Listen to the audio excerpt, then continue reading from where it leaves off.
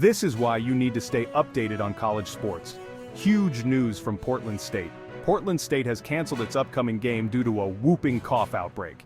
That's right, the Vikings won't be hitting the field this weekend. Health officials have confirmed multiple cases among the team and staff.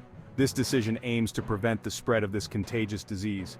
Whooping cough, or pertussis, spreads easily through coughing and sneezing. Symptoms include severe coughing fits, making it tough to breathe. The team is following medical guidelines to ensure everyone's safety. Players, coaches, and fans, your health comes first. Stay tuned for updates on the next game and take care out there. Remember folks, health is more important than the game. Portland State's decision may be tough, but it's the right call.